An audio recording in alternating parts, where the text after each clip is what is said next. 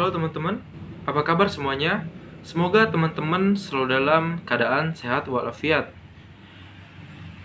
Kembali lagi bersama kami kelompok 3 Bimbingan dan Konseling Universitas Sriwijaya dalam memenuhi mata kuliah Psikologi Anak dan Remaja.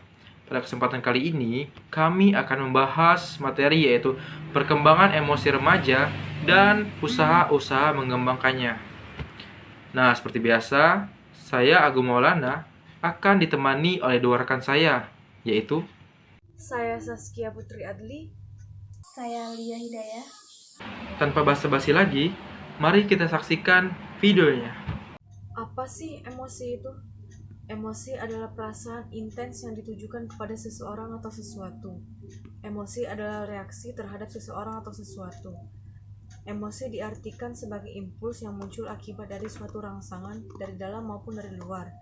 Emosi bermacam-macam, seperti emosi sedih, emosi marah, emosi bahagia, dan bentuk emosi lainnya.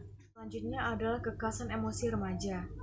Pola emosi remaja hampir sama dengan pola emosi kanak-kanak. Jenis ini secara normal dialami adalah cinta, kasih sayang, gembira, amarah, takut, sedih, dan lainnya.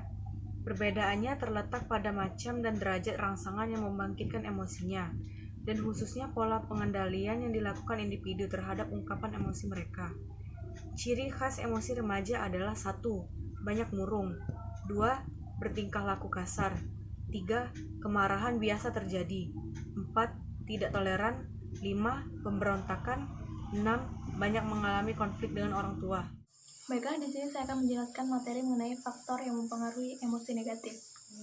Menurut Harlock dan Leulakol, dia menyimpulkan bahwa faktor-faktor yang menyebabkan munculnya emosi negatif yaitu diantaranya: yang pertama, memperlakukan remaja sebagai anak kecil yang menimbulkan harga diri mereka dilecehkan.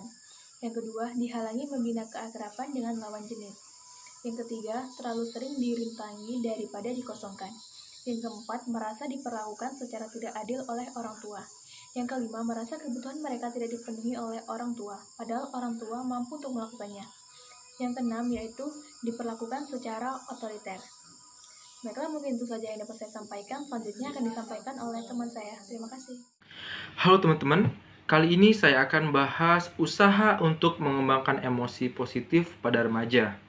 Nah, pada hakikatnya, setiap orang mempunyai emosi, mulai dia bangun tidur sampai dia tidur lagi di pada malam hari. Bermacam-macam pengalaman menimbulkan bermacam-macam pula emosi. Nah, bagaimana sih cara mengembangkan emosi remaja dan bagaimana pula implikasinya pada pendidikan? Emosi negatif pada dasarnya dapat diredam sehingga tidak menimbulkan efek negatif. Beberapa cara untuk meredam emosi yaitu pertama, berpikir positif. Kedua, mencoba belajar memahami karakteristik orang lain. Ketiga, mencoba menghargai pendapat dan kelebihan orang lain. Keempat, introspeksi dan mencoba melihat apabila kejadian yang sama terjadi pada diri sendiri. Yang kelima, bersabar dan menjadi pemaaf. Dan yang keenam, yaitu alih perhatian atau mencoba mengalihkan perhatian pada objek lain dan objek yang pada umumnya memicu permunculan emosi negatif. Mengendalikan emosi itu adalah hal yang sangat penting. Ini didasarkan atas kenyataan bahwa emosi mempunyai kemampuan untuk mengomunikasikan diri pada orang lain. Orang-orang yang jumpai di rumah atau di kampus akan lebih cepat menganggap emosi daripada kata-kata. Kalau seseorang sampai di rumah dengan wajah yang murung atau bahkan terkesan cemburu dan marah-marah, emosi anggota yang lain akan bereaksi terhadap emosi tersebut, sehingga mereka merasa tidak enak atau merasa bersalah dan lain sebagainya. Beberapa cara mengendalikan emosi menurut Mahmud 1990. Yang pertama yaitu menghadapi emosi tersebut. Jadi kita dituntut untuk menghadapi emosi itu.